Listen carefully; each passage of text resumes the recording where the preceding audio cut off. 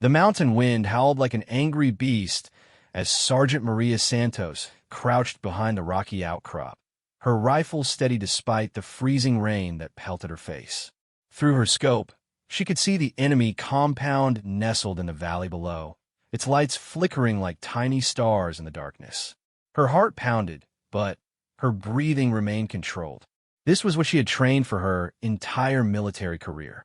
Maria had always been different from the other cadets at the Special Operations Training Academy.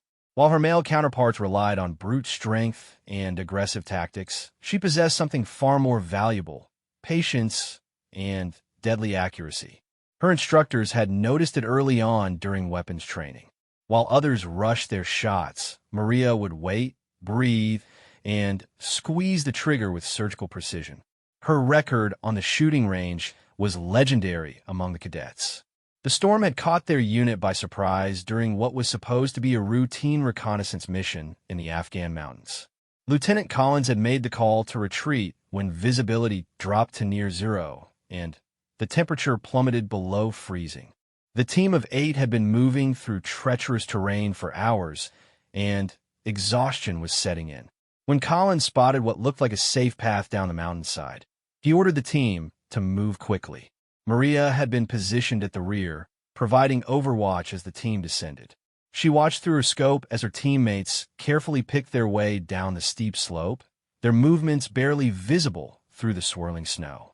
Everything seemed to be going according to plan until she heard Collins' voice crackle through a radio headset. "Santos, we need to move now. Weather's getting worse. Can you see our position?" Maria adjusted her scope, scanning the area where her team should have been. The storm had intensified dramatically in just minutes, and thick clouds of snow obscured her vision. She could barely make out shapes moving in the distance, but something felt wrong. The terrain looked different from what she remembered, and she couldn't locate the landmark rocks that should have been visible. "Sir, I'm having trouble with visibility. Can you give me a signal?" she radioed back. Static filled her earpiece for several long seconds before Collins' voice returned, fainter now and filled with urgency. "Negative on the signal. We're moving to the extraction point. Follow the route we discussed." But Maria knew something was seriously wrong. The extraction point they had planned was in the opposite direction from where the voices seemed to be coming from. She had studied the topographic maps for hours before the mission and had memorized every detail of the terrain. Her gut instinct, honed by years of training, told her that her team was heading into danger. She tried radioing again, but this time there was only silence. The storm's interference was blocking communications, leaving her completely cut off from her unit.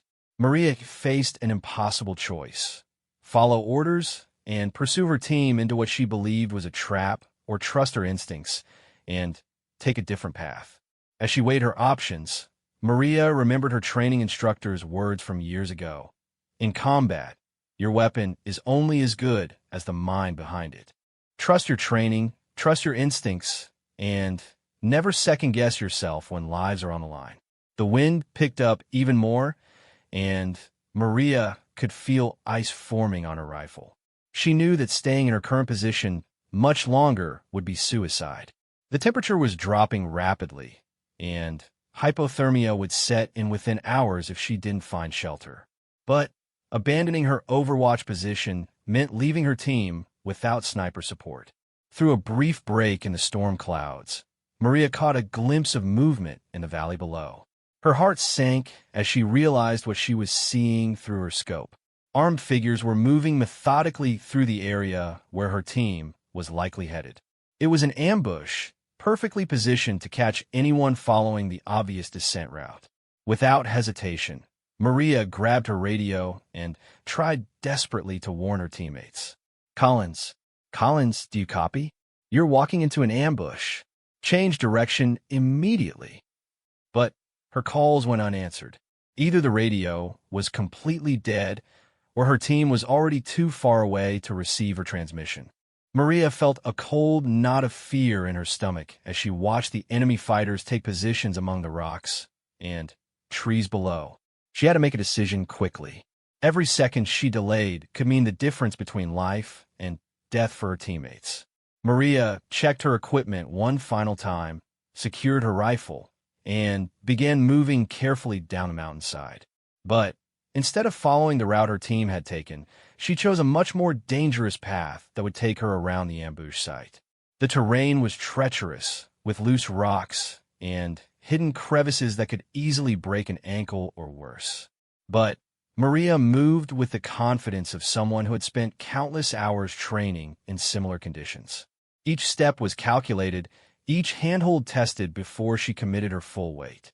As she descended, Maria's mind raced through possible scenarios. If her team had indeed walked into the ambush, they would need immediate support. But she was just one person against what appeared to be a much larger enemy force. Her best chance would be to use her sniper training to create confusion and buy her teammates time to escape. The storm continued to rage around her, and Maria could feel her body temperature dropping despite her heavy winter gear. Her fingers were starting to go numb, which would make accurate shooting nearly impossible. She needed to find a good position quickly and get into action before the cold affected her performance. After what felt like hours but was probably only 30 minutes, Maria reached a rocky ledge that provided excellent visibility of the valley below. She quickly set up her rifle and began scanning for targets through her scope. The storm was still making visibility difficult, but she could make out several armed figures positioned in what was clearly a well-planned ambush. Maria's training kicked in as she began calculating distances, wind speed, and bullet drop. Even in these extreme conditions, she knew she could make the shots. The question was whether she would be able to help her teammates in time, or if she was already too late. As she settled into position and took aim at her first target, Maria whispered a prayer under her breath. She had never felt more alone in her life, but she also had never felt more determined. Her team was counting on her, even if they didn't know it yet. Maria's first shot rang out across the valley like thunder, cutting through the howling wind. Through her scope, she watched as the enemy fighter she had targeted crumpled to the ground. The other ambushers immediately began looking around frantically, trying to locate where the shot had come from. The storm provided perfect cover for her muzzle flash, making her virtually invisible to the enemy below. Without hesitation, Maria adjusted her aim and fired again. Another target fell, and now the enemy fighters were in complete disarray. They had expected to ambush a small American unit, but they hadn't planned for a skilled sniper providing overwatch from an impossible position high on a mountainside. As the enemy scrambled for better cover, Maria caught sight of her teammates through her scope. They had indeed walked directly into the killing zone, but Collins had the good sense to order everyone to take cover the moment the shooting started. Maria counted 6 figures pressed against rocks and trees in the valley, which meant her entire team was still alive. The relief she felt was short-lived as she noticed enemy reinforcements moving in from multiple directions. What had started as a simple ambush was turning into a major engagement, and her team was seriously outnumbered.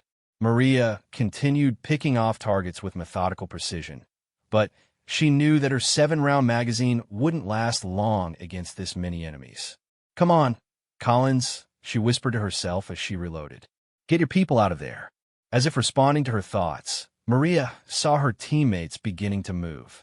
Collins was using hand signals to coordinate their withdrawal, taking advantage of the confusion her sniper fire had created. But the enemy was adapting quickly, and several fighters had begun advancing on the Americans' position. Maria shifted her aim to the most immediate threats, dropping 2 more enemy fighters who were trying to flank her team. But now she faced a new problem.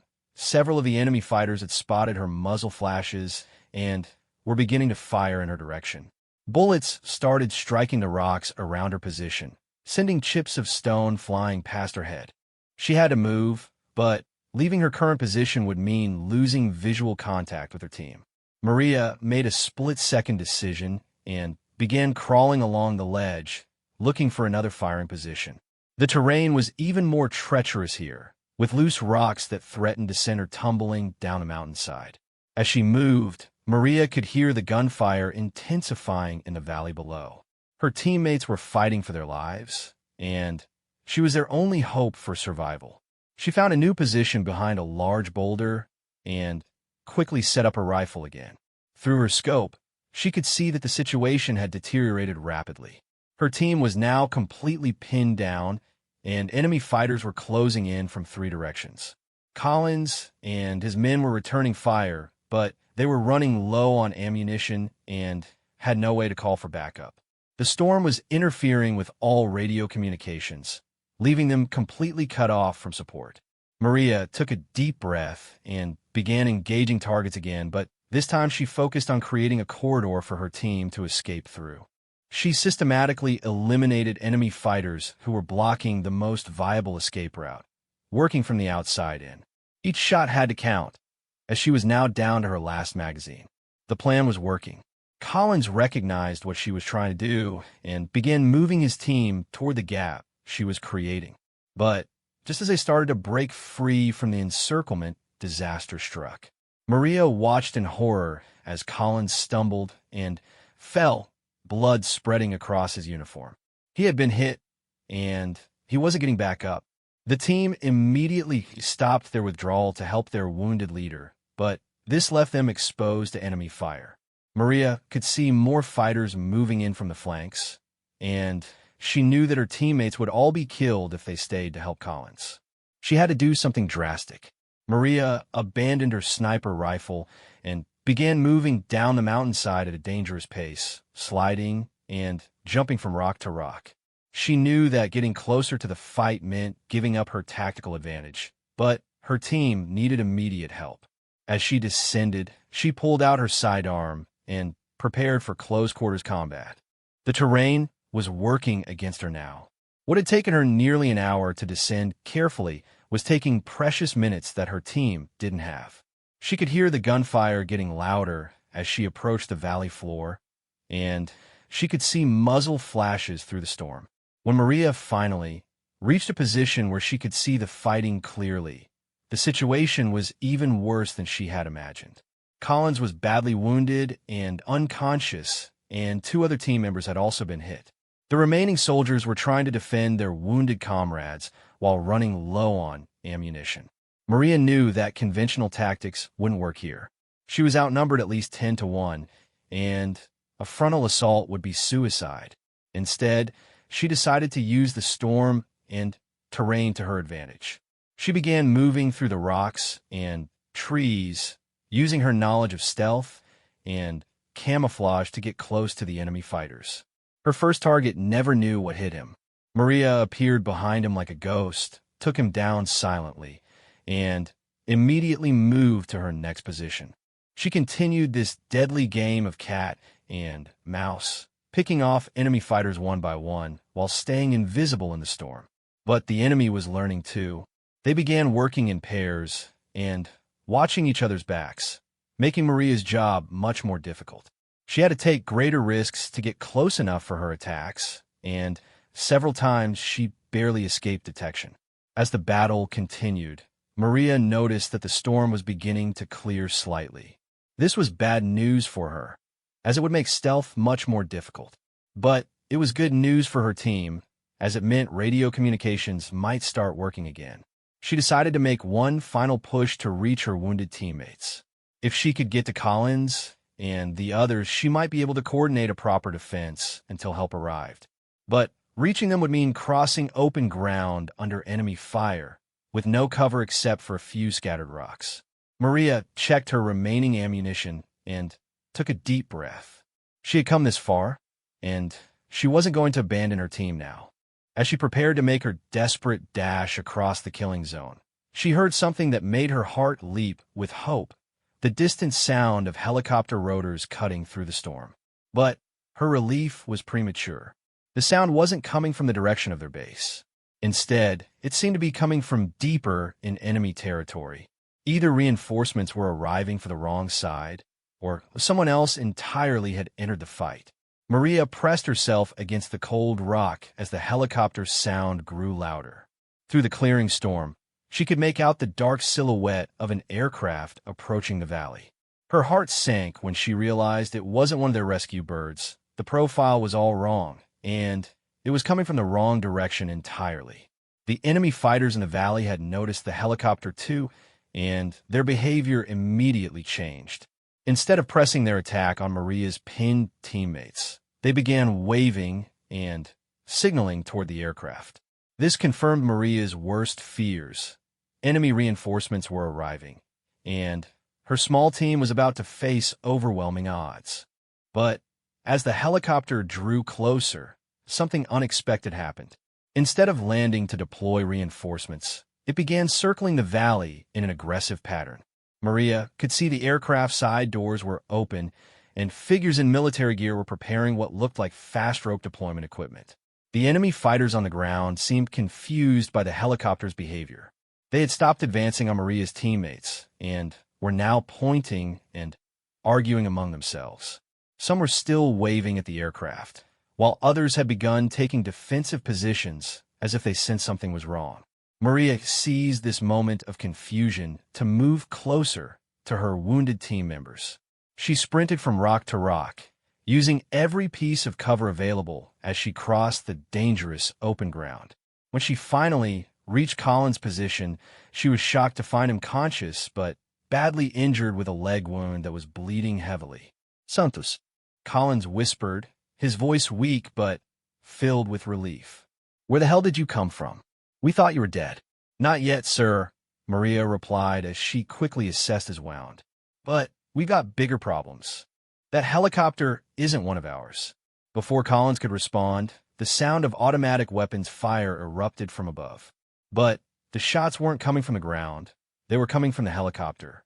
Maria looked up to see muzzle flashes from the aircraft as it engaged the enemy fighters below. "What the hell?" muttered Corporal Jensen, one of the uninjured team members who had crawled over to their position. "Why are they shooting their own people?" Maria studied the helicopter more carefully through the storm.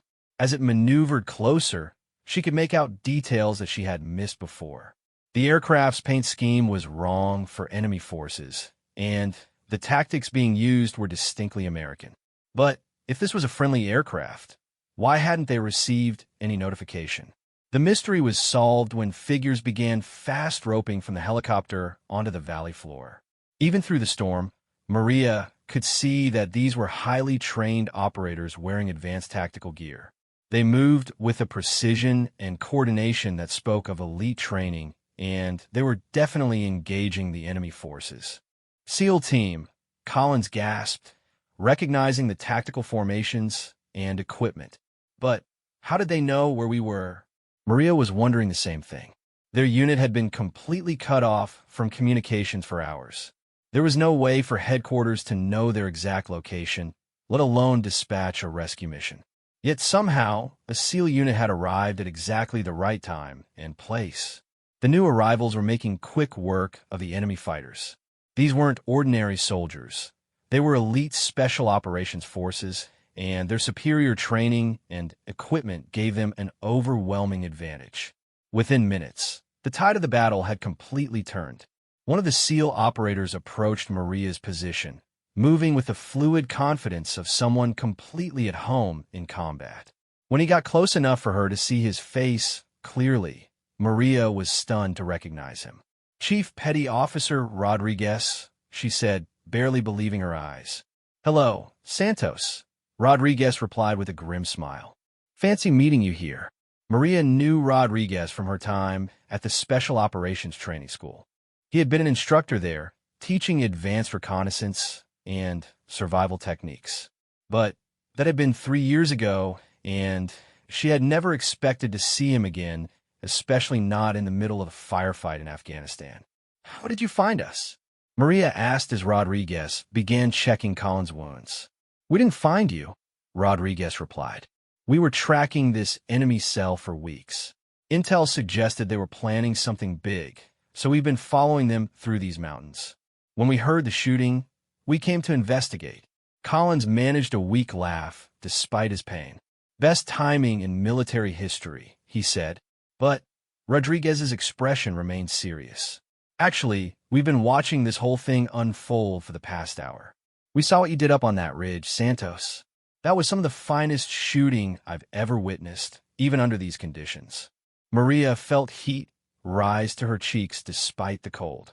Praise from someone of Rodriguez's caliber meant everything to her, but she was more concerned about her teammates' injuries. "We need to get these wounded men to a hospital," she said. "Collins needs surgery, and Hernandez has a serious chest wound." Rodriguez nodded and spoke into his radio headset.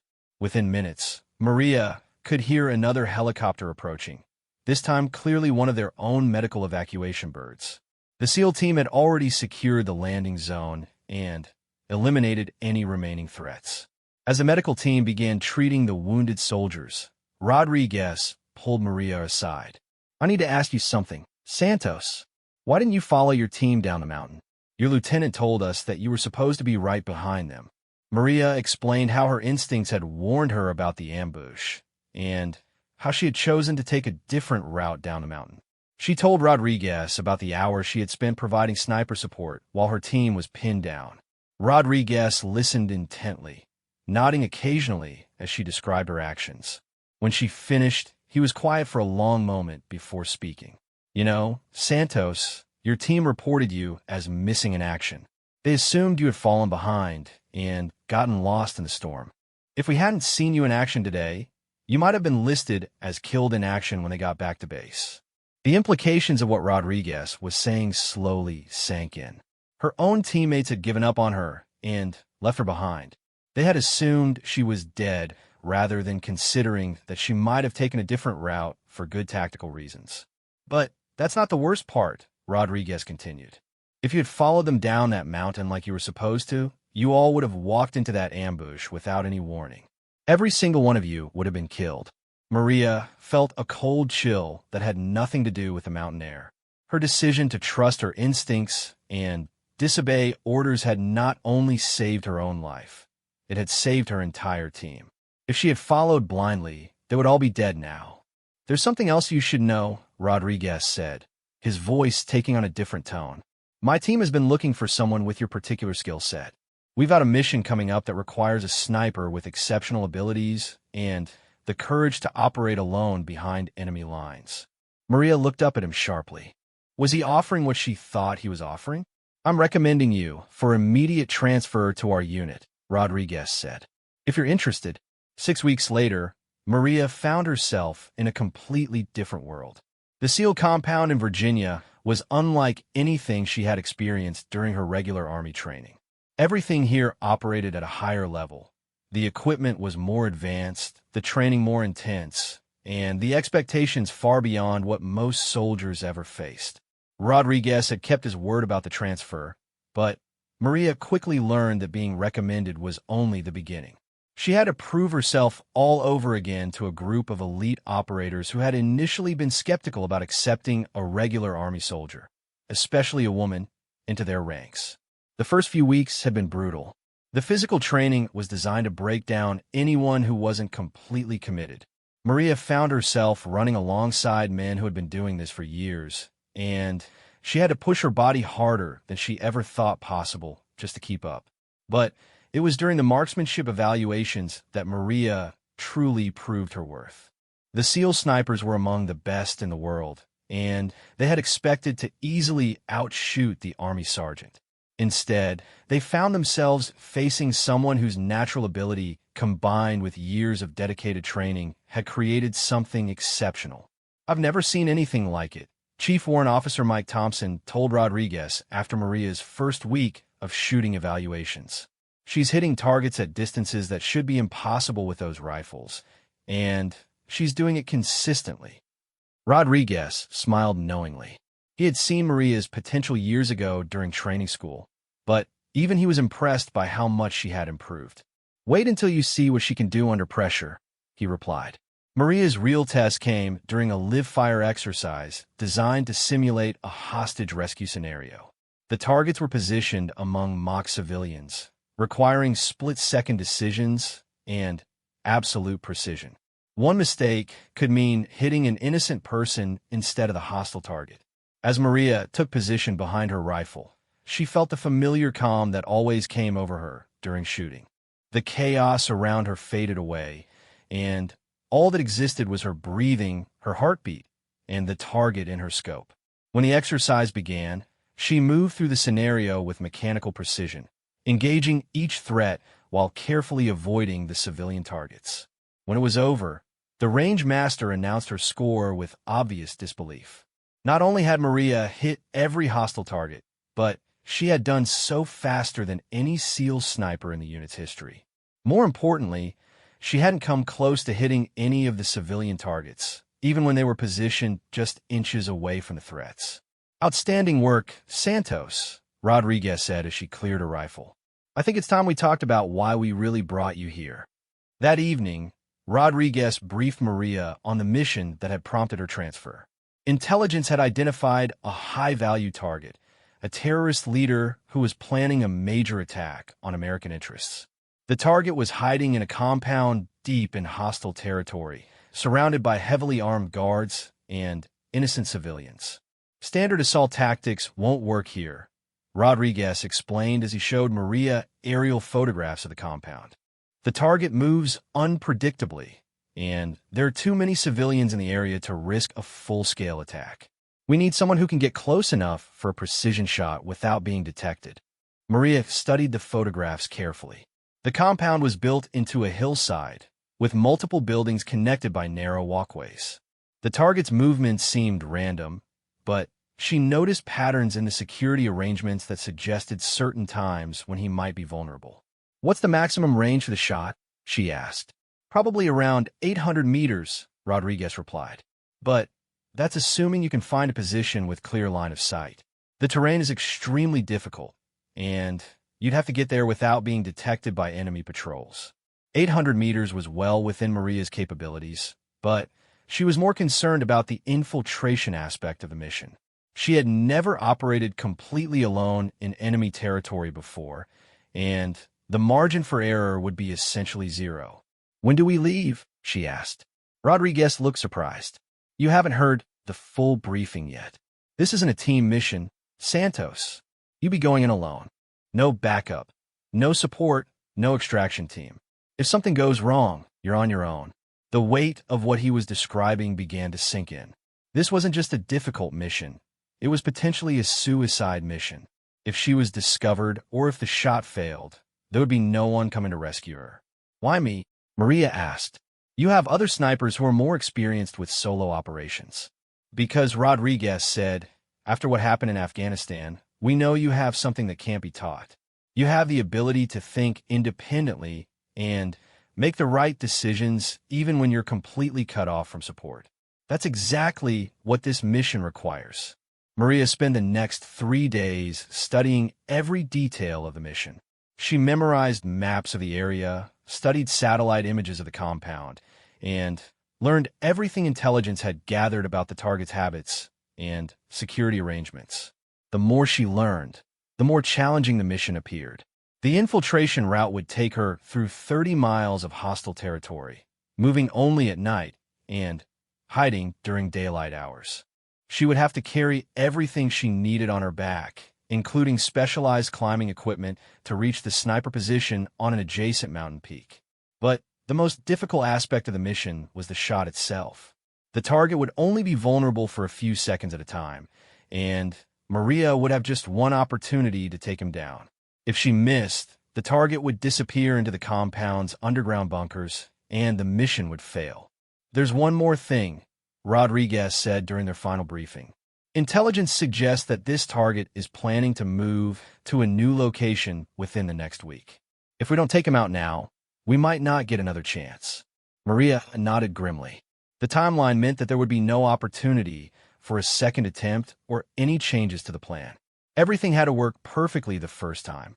As she prepared her equipment for the mission, Maria thought about how much her life had changed since that storm in Afghanistan. 6 weeks ago, she had been a regular Army sniper assigned to routine reconnaissance missions. Now she was preparing for one of the most challenging solo operations in Special Forces history. The night before departure, Rodriguez found her on the shooting range, practicing with the specialized rifle she would be using on the mission. It was a custom weapon designed specifically for extreme long-range work, and Maria wanted to be completely familiar with its characteristics. Having second thoughts, he asked as she finished a string of shots at the 1,000-meter target. "No," Maria replied without hesitation. "I'm ready." Rodriguez watched as she broke down the rifle with practiced efficiency. "You know, Santos, what happened in Afghanistan wasn't just luck or instinct. You have a gift for seeing what others miss and making the right decisions under pressure. That's why you're the only person who can pull this off." As Maria packed her equipment that night, she reflected on Rodriguez's words. Tomorrow she would be completely on her own, facing challenges that would test every skill she had developed throughout her military career. But for the first time since joining the SEALs, she felt completely confident in her abilities. She was ready to prove that her decision to trust her instincts in Afghanistan hadn't been a fluke. This time, she would show everyone exactly what she was capable of accomplishing when the stakes were highest. The helicopter dropped Maria at the insertion point just after midnight, 40 miles from her target. As the aircraft disappeared into the darkness, she found herself alone in hostile territory with nothing but her equipment and training to rely on. The weight of the specialized rifle and gear felt familiar on her back, and the night vision goggles turned the rocky landscape into a green-tinted world of shadows and obstacles. Moving through enemy territory required patience and extreme caution. Maria traveled in short bursts, constantly checking for enemy patrols and listening for any signs of detection.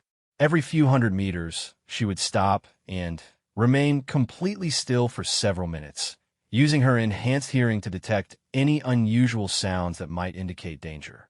The terrain was even more challenging than the photographs had suggested.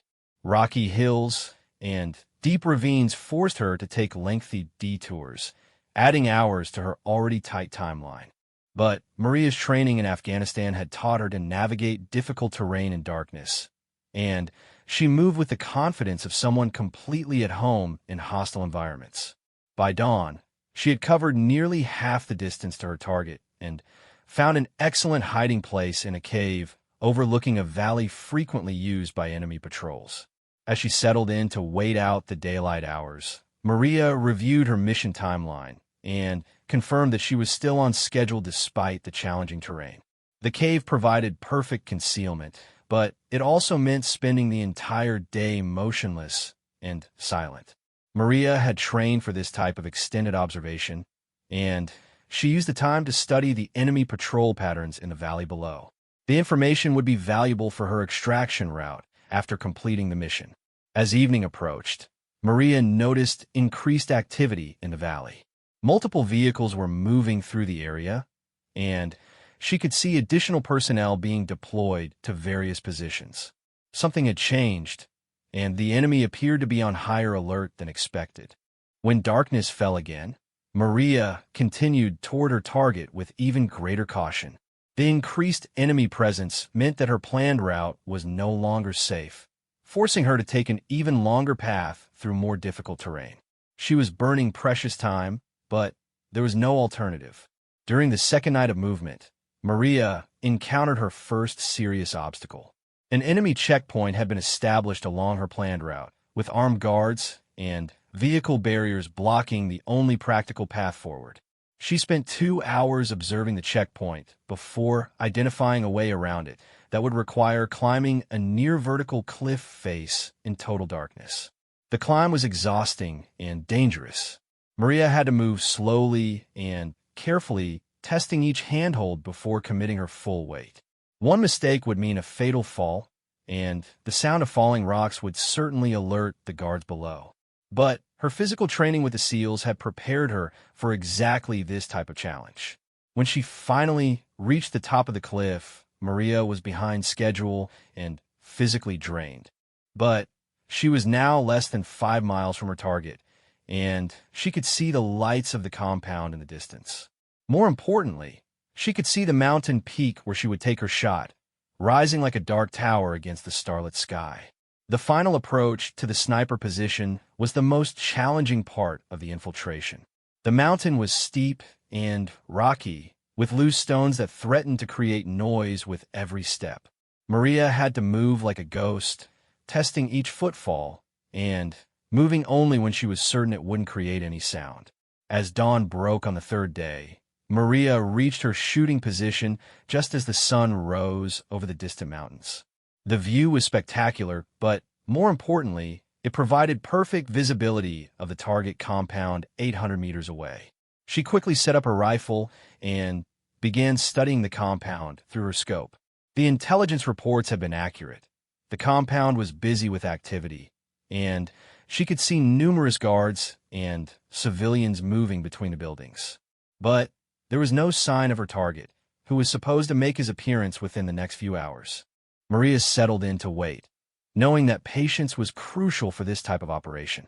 Sniper work was often about waiting for the perfect moment rather than forcing a shot that wasn't ideal.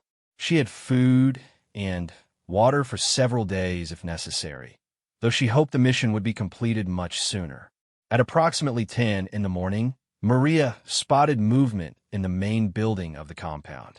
Through her scope, she could see figures gathering on a balcony overlooking the courtyard. One of them matched the description of her target, a tall man with a distinctive beard who moved with the confidence of someone accustomed to command. But the target was surrounded by other people, including what appeared to be women and children. Maria couldn't take the shot without risking civilian casualties, so she continued to watch and wait for a better opportunity. For the next hour, the target moved between different areas of the compound, but he was never alone long enough for Maria to take a clean shot. She began to worry that he would disappear into the underground bunkers before she had a clear opportunity. Then, at exactly 11:23 a.m., the target stepped out onto a private balcony to make what appeared to be a phone call. He was alone, clearly visible, and perfectly positioned for a shot. Maria controlled her breathing, adjusted for wind and distance, and gently squeezed the trigger. The shot was perfect.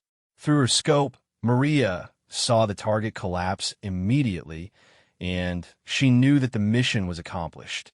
But her celebration was short-lived as alarms began sounding throughout the compound, and she could see guards running in all directions. Maria quickly broke down her rifle and began moving away from her position. The enemy would be searching for the source of the shot, and staying in the same location would be fatal. She had planned multiple escape routes, and now she activated the one that offered the best chance of avoiding the search parties that would certainly be deployed. The extraction plan called for Maria to reach a pickup point 15 miles away within 24 hours. But as she began moving down the mountain, she could see enemy vehicles spreading out across the valley below. They were conducting a systematic search of the entire area, and her planned escape route was already blocked. Maria made the decision to go deeper into the mountains rather than trying to reach the pickup point. It meant she would be on her own longer, but it also meant avoiding the enemy search parties that were focusing on the more obvious escape routes. For the next 3 days, Maria played a deadly game of cat and mouse with enemy search teams. She moved only at night, hid during daylight hours, and constantly changed direction to avoid the patrols that seemed to be everywhere. Her training and experience kept her alive, but she was running low on food and water. On the 4th day, Maria finally reached a position where she could safely use her emergency radio to contact extraction forces.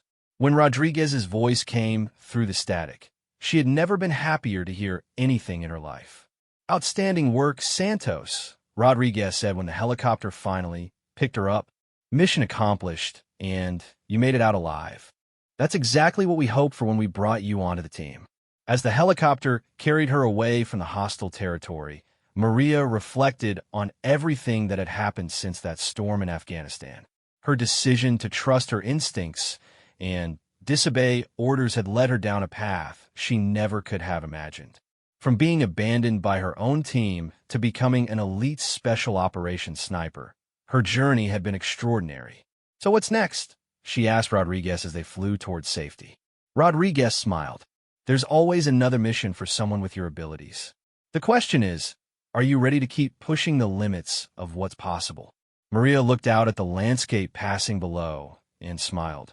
After everything she had accomplished, she knew there were no limits to what she could achieve when she trusted her training and instincts. The girl who had been left behind in the storm had become one of the most capable operators in Special Forces history. "I'm ready for whatever comes next," she replied with confidence. And she meant every word.